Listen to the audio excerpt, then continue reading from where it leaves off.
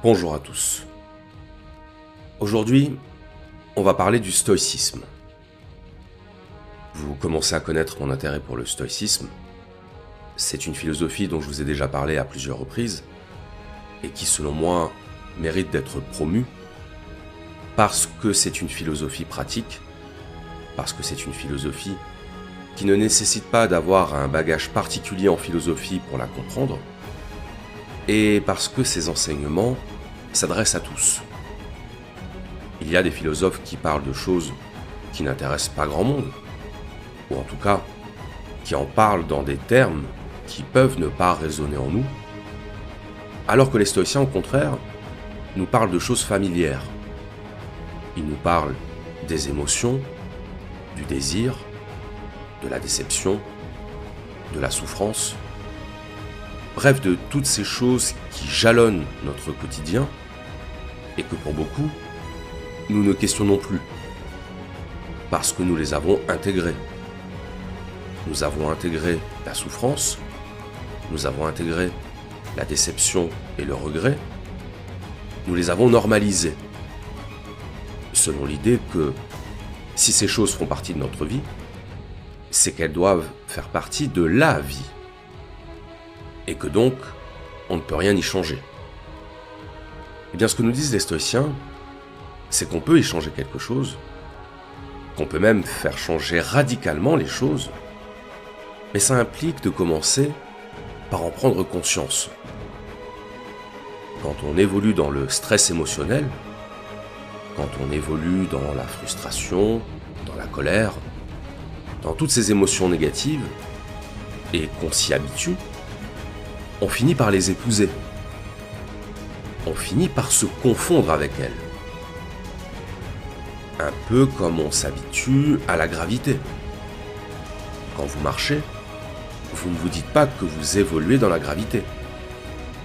Mais si vous tombez du 4e étage, vous allez vous en rendre compte. Eh bien, c'est la même chose avec les émotions. On s'y habitue, on les normalise, au point de ne même plus s'en rendre compte.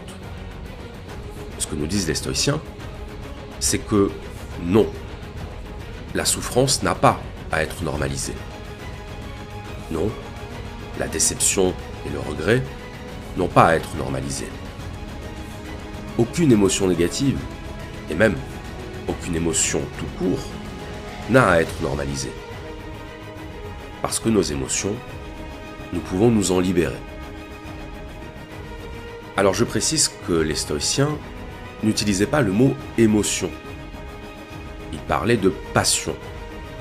On est dans l'Antiquité, le vocabulaire n'était pas exactement le même.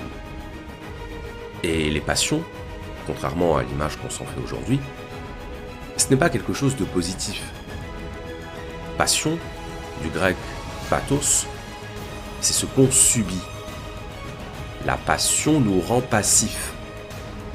Et le pathos, c'est en même temps la souffrance, la douleur de l'âme.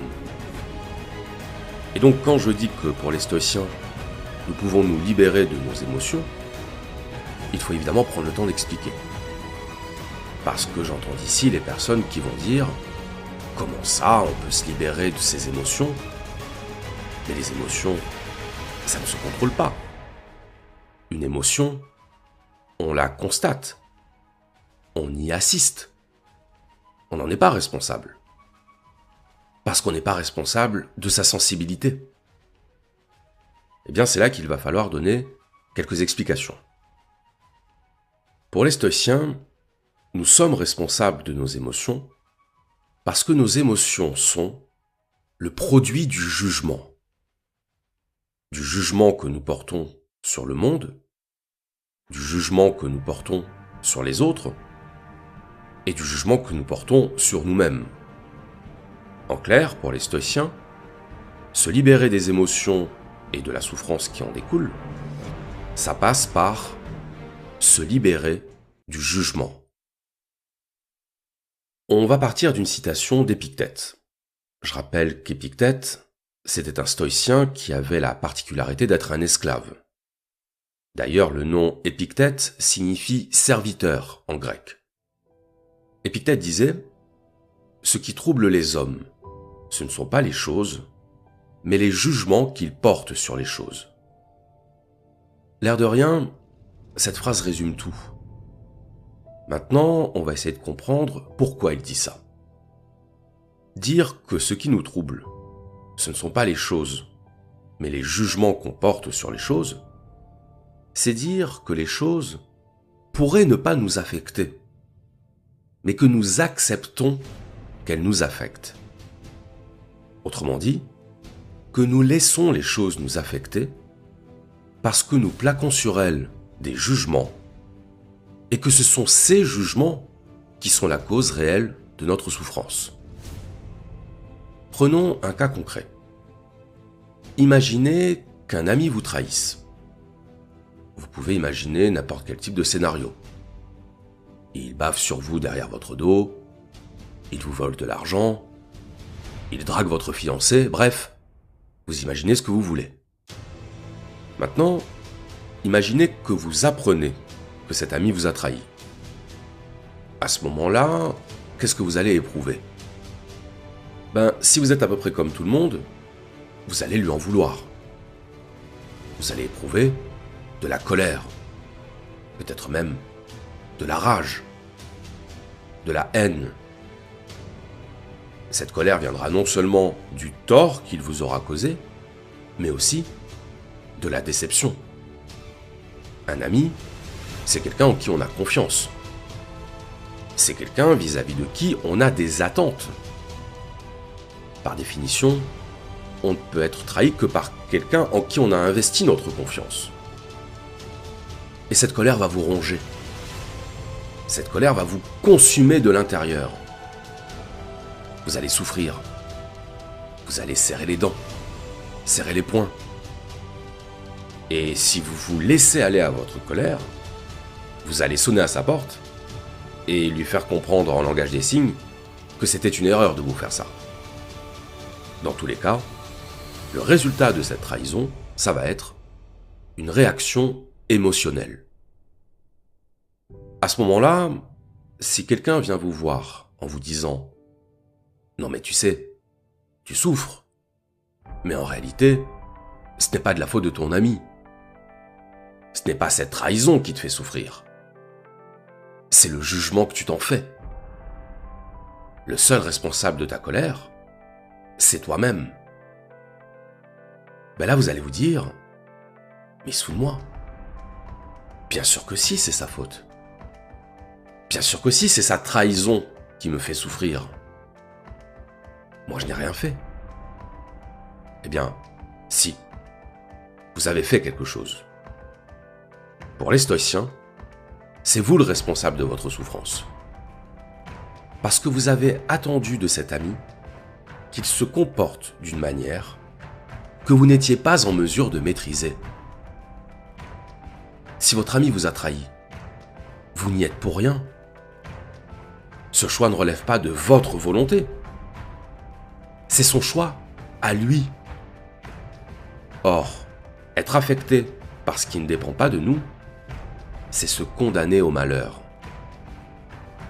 On va prendre un autre exemple qui va nous permettre d'y voir plus clair. Imaginons que vous jouiez au loto. Vous jouez au loto en vous disant « Bon, on sait jamais.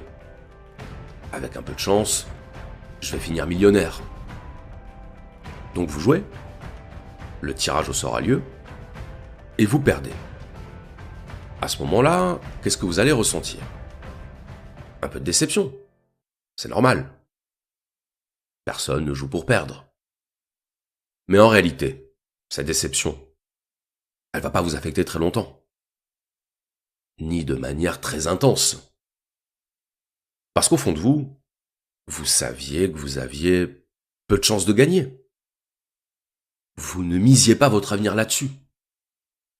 Vous auriez gagné, vous auriez été extrêmement content. Mais dans le cas contraire, c'est pas si grave. Pourquoi ? Parce que vous saviez, dès le départ, que vos chances de gagner étaient faibles. Et donc votre réaction sera à la hauteur de la probabilité qui était la vôtre de gagner. faible probabilité de gagner égale faible attente égale faible déception. Donc en réalité, c'est l'attente qui génère la déception. Si votre attente est faible, votre déception aussi sera faible. Si votre attente est importante, votre déception le sera tout autant. Maintenant, revenons-en au cas de votre ami qui vous a trahi. Ce qui vous affecte, ce n'est pas que votre ami vous ait trahi. C'est que vous ne vous attendiez pas à ce qu'il vous trahisse. Vous aviez vis-à-vis de lui une attente de loyauté, une attente de fidélité, au sens étymologique de fides, la foi. Et donc lorsque vous apprenez que cette attente n'est pas satisfaite, vous souffrez. C'est donc bien l'attente que vous aviez placée en lui qui est la cause de votre souffrance. Un ennemi, il n'y a rien de surprenant à ce qu'il nous trahisse. C'est même la moindre des choses. Le problème de la trahison ne se pose qu'avec des personnes en qui on a confiance. Ce sont toujours nos proches qui nous trahissent. Par extension, ce sont toujours nos proches qui nous font le plus souffrir. Parce qu'on place en eux des attentes. Et que ce sont ces attentes qui nous reviennent en pleine figure lorsqu'elles ne sont pas remplies par la personne en qui on a confiance.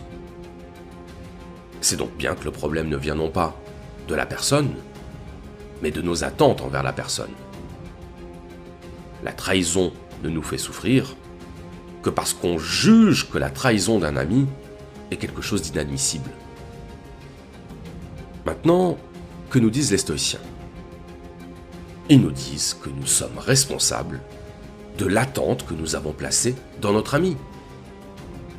Nous lui avons fait confiance, nous avons cru, littéralement, dans sa loyauté, mais cette croyance n'engageait que nous. Je rappelais à l'instant que l'étymologie de confiance, c'était fides, la foi. La confiance est toujours une affaire de foi. Pourquoi faisons-nous confiance?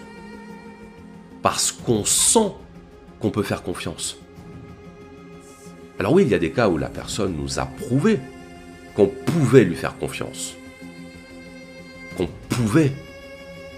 Pas qu'on devait. Parce qu'on ne sait jamais si on a eu raison de faire confiance à quelqu'un avant que ce quelqu'un ne trahisse cette confiance.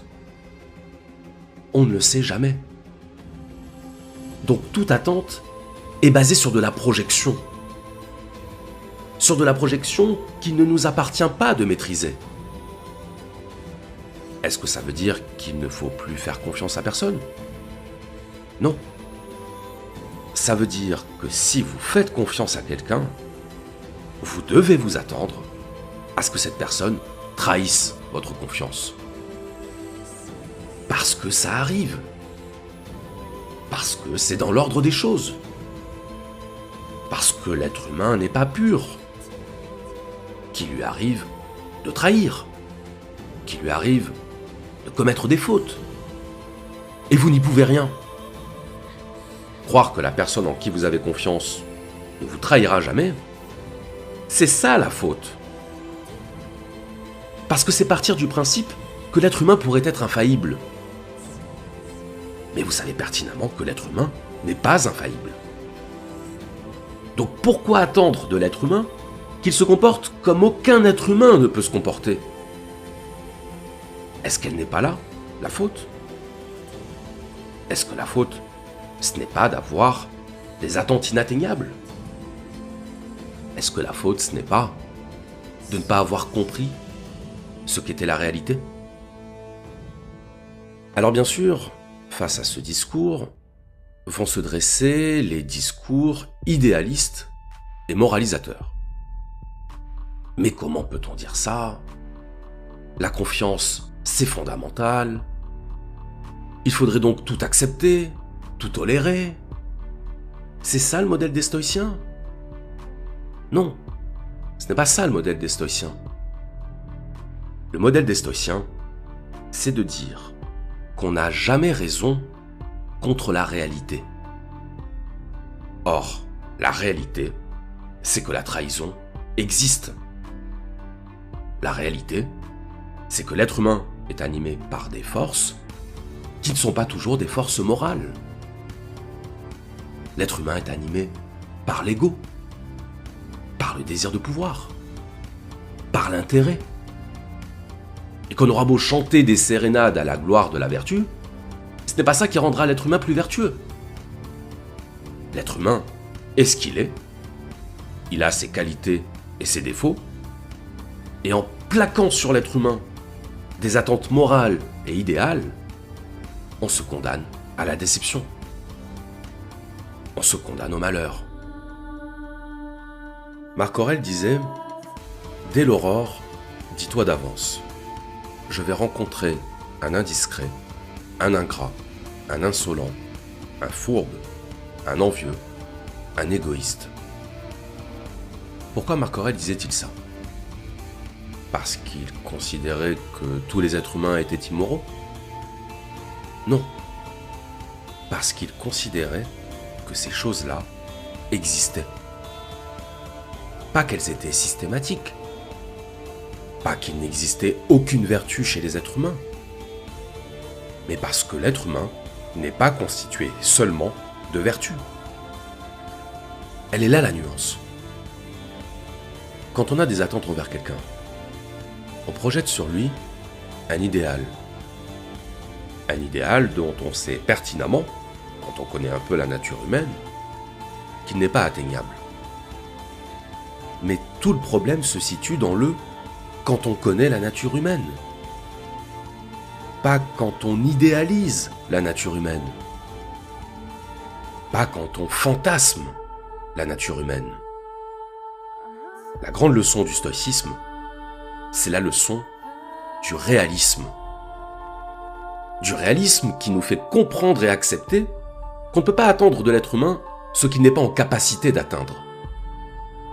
Du réalisme qui doit nous inciter à la prudence, à la prémunition, qui nous fait comprendre et accepter que si on attend de l'être humain ce qu'il n'est pas en mesure d'atteindre, on va souffrir. Et que ça ne sert à rien de rejeter la faute sur l'autre. Parce que premièrement, ça ne changera rien à la situation. Et deuxièmement, ça ne fera que nous enfermer dans le déni. Notre problème, ce n'est pas que l'être humain se comporte en être humain, avec ses défauts, ses failles et ses vices. Notre problème, c'est que nous attendons de l'être humain qu'il se comporte comme s'il n'était pas un être humain. Comme s'il n'était pas soumis aux défauts, aux failles et aux vices. Il est là le problème. Le problème vient de nos attentes. Le problème vient de notre jugement. Et de notre désir que la nature humaine se conforme à notre jugement, alors que ça devrait être l'inverse. Ce n'est pas à la nature humaine de se conformer à notre jugement sur la nature humaine. C'est à notre jugement de se conformer à ce qu'est la nature humaine. C'est ça la clé. Accepter l'être humain tel qu'il est pour ne pas en être déçu. Accepter l'être humain tel qu'il est pour ne pas nourrir des attentes inatteignables. Et vous aurez beau dire tout ce que vous voudrez. Vous aurez beau maudire la nature humaine, dire que les gens sont méchants ou décevants, ça ne changera rien. La seule question est, êtes-vous prêt à changer vos attentes vis-à-vis de l'être humain? Êtes-vous prêt à admettre que vos attentes vis-à-vis de l'être humain ne proviennent pas de l'observation de la nature humaine, mais d'un idéal que vous projetez sur elle? C'est ça la vraie question. Le reste, c'est du blabla. Le reste, c'est du prétexte pour ne pas avoir à modifier votre jugement de ce que devrait être la nature humaine. Et c'est en ça que vous êtes responsable de vos émotions. Vous êtes responsable de vos émotions parce que vos émotions dépendent non pas de la réalité de la nature humaine, mais du jugement sur ce que devrait être la nature humaine. Le problème, ce n'est pas la réalité, c'est le jugement sur la réalité. Quand Marc Aurèle fait la liste des défauts humains, ce n'est pas pour dire que tous les êtres humains sont nécessairement méchants ou hostiles. C'est pour dire qu'il faut s'attendre à retrouver ces défauts chez l'être humain, parce que ces défauts sont constitutifs de la nature humaine. Et qu'attendre de l'être humain qu'il ne soit pas l'être humain, c'est insensé. C'est insensé, et c'est parce que c'est insensé que ça nous rend malheureux. Ce qui rend malheureux, ce ne sont pas les choses. Ce ne sont pas les choses telles qu'elles sont. C'est l'écart entre les choses telles qu'elles sont et les choses telles qu'on voudrait qu'elles soient. Telles qu'on les imagine, telles qu'on les idéalise, telles qu'on les juge. Il est là le problème, dans notre jugement. Tout le problème vient de notre jugement sur les choses. Les stoïciens disent, il y a ce qui dépend de nous, il y a ce qui ne dépend pas de nous. Être affecté par ce qui ne dépend pas de nous, c'est insensé. Parce que c'est croire que ce qui ne dépend pas de nous pourrait dépendre de nous. C'est croire que nous pourrions avoir une influence sur ce qui ne dépend pas de nous. C'est irrationnel. Les stoïciens prônent la raison. Ils prônent la conformité au logos, les lois logiques auxquelles sont adossées les lois de la nature. S'il pleut, vous n'allez pas pleurer. Vous allez prendre un parapluie. S'il fait froid, vous n'allez pas pleurer. Vous allez vous couvrir. En d'autres termes, face à une situation, vous allez vous adapter. Parce que vous savez que vous ne pouvez pas demander au ciel qu'il fasse soleil ou qu'il fasse chaud. Vous savez que ça ne dépend pas de vous. Ce qui dépend de vous, c'est de vous prémunir contre les intempéries. C'est de faire en sorte d'amortir les effets du réel sur vous. Alors pourquoi devrait-il en être autrement pour l'être humain ? Pourquoi l'être humain devrait-il se conformer à vos attentes ? À ce que vous espérez de lui ? Ça marche pas comme ça. Et vous le savez. Donc, si vous le savez, pourquoi continuer à vivre et à agir comme si vous ne le saviez pas ? Pourquoi continuer à être déçu par quelqu'un qui ne se conforme pas à votre vision de ce qu'il devrait être ? Avez-vous oublié que les êtres humains sont régis par des motivations qui leur sont propres ?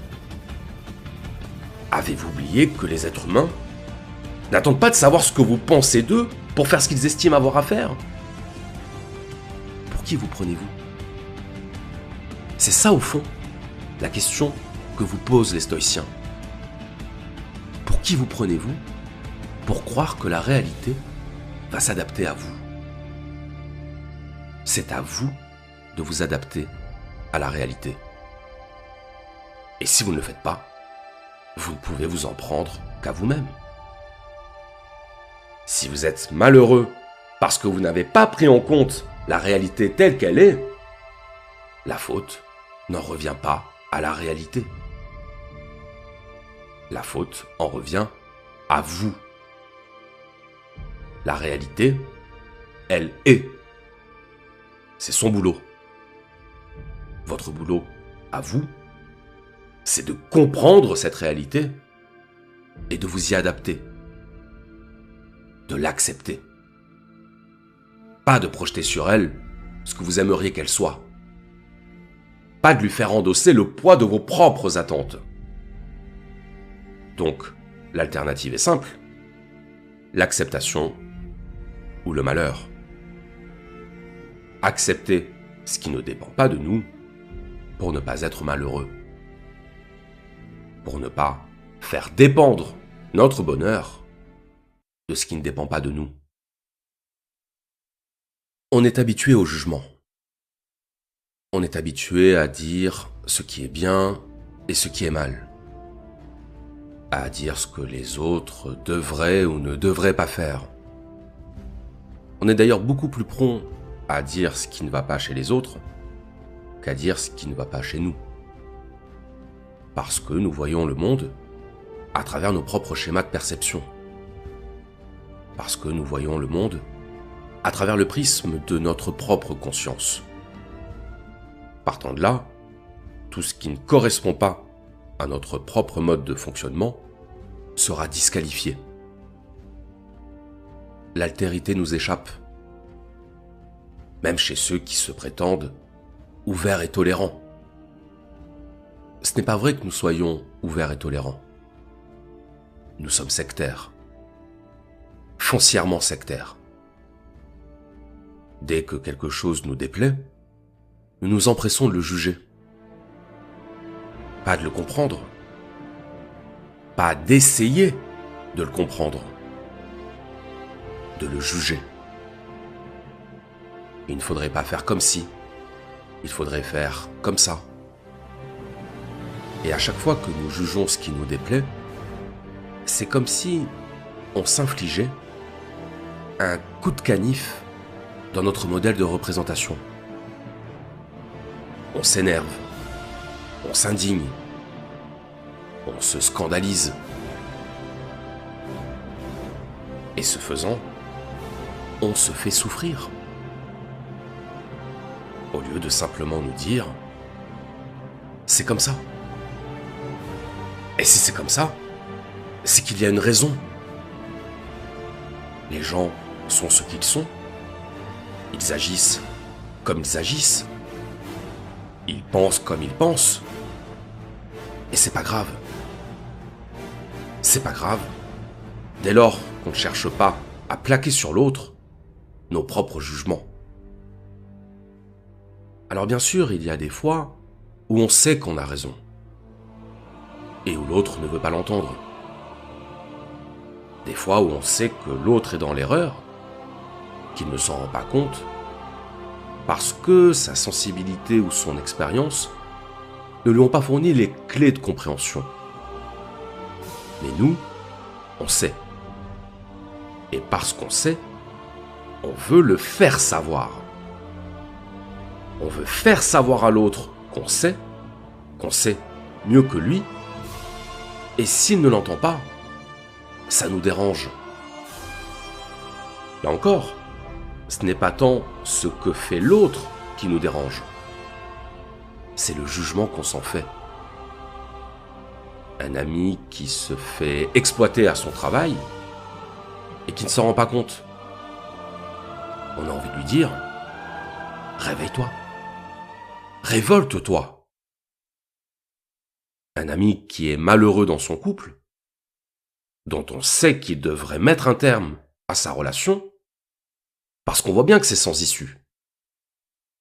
Réveille-toi. Révolte-toi.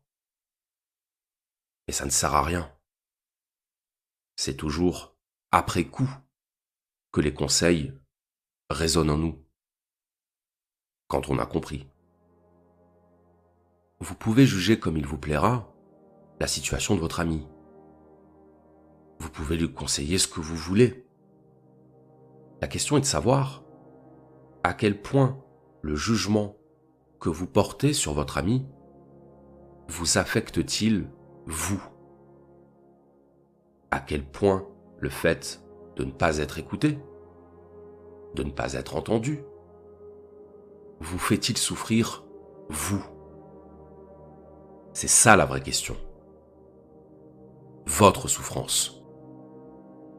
La souffrance issue de votre jugement. On va prendre un autre exemple. Vous marchez dans la rue. Vous glissez sur un pavé et vous tombez. Fort heureusement, vous ne vous êtes pas blessé. Mais tout le monde vous a vu. Tout le monde vous a vu vous mettre les quatre fers en l'air. À ce moment-là, qu'est-ce que vous allez éprouver? De la honte. Ou tout du moins, de la gêne. Votre souffrance n'est pas tant physique que morale. C'est votre dignité qui s'est fait mal. Et pourquoi votre dignité s'est fait mal?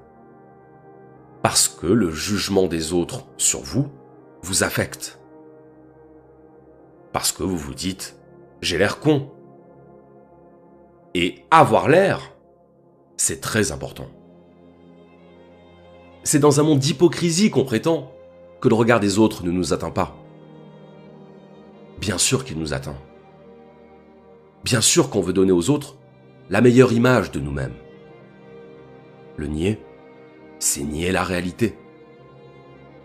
La réalité de l'ego qui veut gouverner notre image de soi. La morale de cette histoire, c'est que de la même façon que c'est le jugement qui nous affecte plutôt que les événements, c'est le jugement des autres qui nous affecte plutôt que la situation concrète que nous vivons devant eux. Parce qu'on se projette dans leur conscience, on pense à leur place et on imagine ce qu'ils doivent se dire. Et c'est très important ce qu'ils se disent. Rappelez-vous quand vous étiez au collège et que vous deviez passer devant toute la classe pour faire un exposé. Dans cette situation, beaucoup d'entre vous étaient en panique parce qu'ils se disaient « Qu'est-ce qu'on va penser de moi ? Qu'est-ce que les autres vont se dire ?» Et le stress émotionnel qu'on ressent quand on se sent observé, quand on se sent scruté, c'est le stress du jugement. D'un jugement qui n'est pas tant le jugement réel de ceux qui nous observent, que le jugement qu'on projette sur ceux qui nous observent. C'est ça, l'ironie du jugement. C'est qu'il nous affecte même quand il n'existe pas. C'est qu'il nous affecte dès lors que c'est nous qui le faisons exister. Le problème du jugement, c'est nous. Que les gens pensent ce qu'ils pensent. Concrètement, qu'est-ce que ça va changer ? Qu'est-ce que ça va changer à part ce que nous acceptons que ça change ? Pourquoi des jugements, c'est-à-dire des choses immatérielles, des choses qui n'ont pas de prise directe sur nous, peuvent-ils nous affecter, nous stresser, nous déranger, nous attrister, parce que nous les faisons exister. Alors que dès qu'on rationalise, dès qu'on se met réellement à la place de cet autre sur lequel on plaque des jugements imaginaires, on se rend bien compte que tout ça, c'est de la pure projection. Quand vous faisiez votre exposé, la plupart des élèves, ils pensaient à autre chose. À ce qu'ils avaient fait la veille, ou à ce qu'ils allaient faire après les cours. Tout le monde s'en fiche. Tout le monde s'en fiche de vous. La plus grande quantité de jugement sur vous qui ait jamais été accumulée, c'est la vôtre. C'est votre jugement sur vous-même qui a le plus empoisonné votre existence. Pas celui des autres. Et vous le savez. Donc la question qui se pose, c'est pourquoi continuer d'accorder de la valeur au jugement des autres ? Pourquoi continuer d'accorder de l'importance à quelque chose qui n'a d'impact que celui que vous consentez à lui accorder ? C'est ça la vraie question. Donc, pour les stoïciens, notre souffrance émotionnelle, le stress, la honte, l'inquiétude, Tout ça, c'est nous qui en sommes responsables. C'est dans notre tête. Rien ne peut vous affecter émotionnellement que vous n'ayez consenti à vous laisser affecter. Et quand vous faites l'état des lieux, quand vous comparez ce qui vous est arrivé à vos réactions à ce qui vous est arrivé, vous allez voir du premier coup d'œil de quel côté penche la balance. Elle penche du côté de la réaction. Elle penche du côté de l'amplification par le jugement. C'est ça la réalité. Et ça marche pour tout. Les gens ne vous aiment pas. Ok. Et donc, ça change quoi? Ça change quoi pour vous? Concrètement. Tout se situe dans le concrètement. Concrètement, ça veut dire sans que ce ne soit une production de votre mental, sans que ce ne soit une pure construction de votre esprit. Et c'est crucial comme différence, parce que c'est la différence entre ce qui vous concerne et ce qui ne vous concerne pas. C'est la différence entre ce qui vous atteint par la force des choses et ce qui vous atteint parce que vous avez accepté que ça vous atteigne.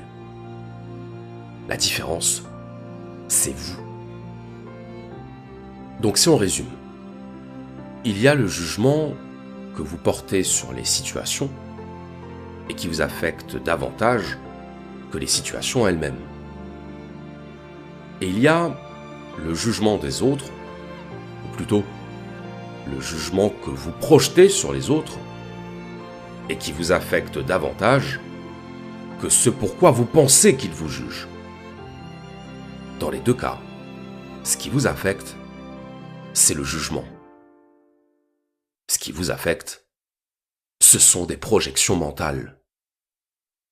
Des projections mentales qui, soit ne changeront rien à la situation, qui ne feront que rendre douloureuse une situation qui ne le serait pas sans votre jugement, ou soit qui projettent sur les autres un jugement qui n'est le fruit que de votre imagination et qui vous affecte en retour par pur effet boomerang.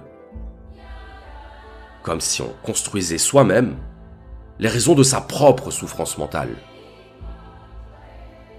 Donc la leçon des stoïciens, c'est que nous devons épouser ce qui nous arrive. Nous devons ne faire qu'un avec ce qui arrive. Parce que le jugement nous dissocie, il nous dissocie de la réalité et il nous dissocie de nous-mêmes. Il nous dissocie de cette capacité à recevoir les choses telles qu'elles sont, à accepter plutôt qu'à réagir, à vivre plutôt qu'à juger. Je cite. Parmi les choses, les unes dépendent de nous, les autres n'en dépendent pas.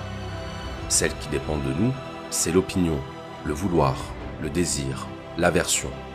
En un mot, tout ce qui est notre œuvre. Celles qui ne dépendent pas de nous, c'est le corps, les biens, la réputation, les dignités. En un mot, tout ce qui n'est pas notre œuvre. Et les choses qui dépendent de nous sont par nature libres. Nul ne peut les empêcher, rien ne peut les entraver. Mais celles qui ne dépendent pas de nous sont impuissantes, esclaves, sujettes à empêchement, étrangères à nous. Souviens-toi donc que, si tu crois libres ces choses qui de leur nature sont esclaves, et propres à toi celles qui sont étrangères, tu seras entravé, affligé, troublé. Tu accuseras Dieu et homme.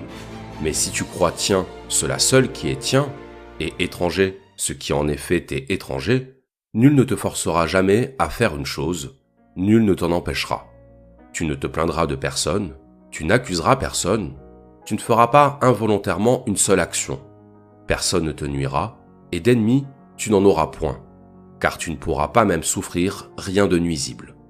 Aussitôt donc, devant toute imagination pénible, exerce-toi à dire « Tu es imagination et apparence, nullement l'objet que tu parais être. Ensuite, sonde-la et juge-la avec les règles que tu possèdes. La première et la principale, c'est de voir s'il s'agit des choses qui dépendent de nous ou de celles qui n'en dépendent pas.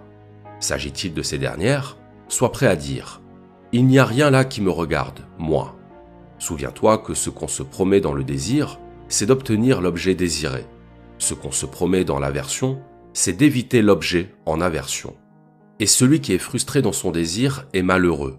Celui qui tombe dans ce qu'il fuit, misérable.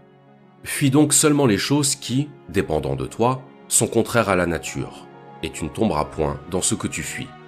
Mais si tu veux éviter la maladie, ou la mort, ou la pauvreté, tu seras misérable.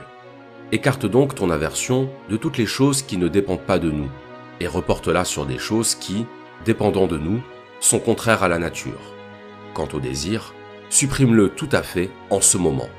Car si tu désires quelqu'une de ces choses qui ne dépendent pas de nous, tu seras nécessairement malheureux.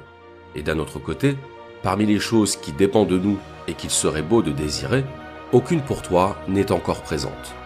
Borne-toi donc à t'approcher ou à t'éloigner des choses par un mouvement volontaire, mais peu énergique, avec des réserves et en modérant ton élan. Ce qui trouble les hommes, ce ne sont pas les choses, mais les jugements qu'ils portent sur les choses. Par exemple, la mort n'est rien de terrible, car Socrate aussi l'aurait trouvé terrible. Mais notre opinion sur la mort, qui nous l'a fait regarder comme terrible, voilà ce qui est terrible. Lors donc que nous sommes entravés, ou troublés, ou affligés, n'accusons jamais autrui, mais nous-mêmes, c'est-à-dire nos opinions. Œuvre d'ignorant que d'accuser les autres de ses propres mots. L'homme qui commence à s'instruire s'accuse lui-même. L'homme instruit ni les autres, ni soi. Ne t'enorgueillis de nul avantage étranger. Si le cheval s'enorgueillissant disait « Je suis beau », ce serait supportable. Mais toi, quand tu dis avec orgueil « J'ai un beau cheval », sache que c'est des qualités d'un cheval que tu t'enorgueillis. Qu'y a-t-il donc là de tien? L'usage que tu fais de tes représentations. Aussi, lorsque tu te serviras de ces représentations conformément à la nature, alors seulement sois fier, car tu seras fier d'un bien qui t'est propre. N'attends pas que les choses arrivent comme tu le souhaites, décide de vouloir ce qui arrive et tu seras heureux. Les stoïciens passent très souvent pour des philosophes inhumains. Des philosophes qui nieraient notre dimension émotionnelle et qui nous encourageraient à nous couper de tout sentiment, de tout lien affectif avec l'être humain. La mort ne doit pas t'affecter, car elle est une chose inévitable et naturelle. La trahison ne doit pas t'affecter, car elle est une chose inévitable et naturelle. La honte et le regret ne doivent pas t'affecter, car ce sont là des choses inévitables et naturelles. Mais alors, qu'est-ce qui doit nous affecter? Pour les stoïciens, seul doit nous affecter ce qui dépend de nous. Pas avant, pas après, pendant. Agir au moment où nous devons agir, avec toute notre attention, avec toute notre concentration. Agir en pleine présence, sans projection mentale, sans peur du jugement, mais avec la conviction de faire ce qui est juste. Parce que nous n'emporterons rien dans la tombe, rien, si ce n'est la satisfaction d'avoir bien vécu. Je vous remercie.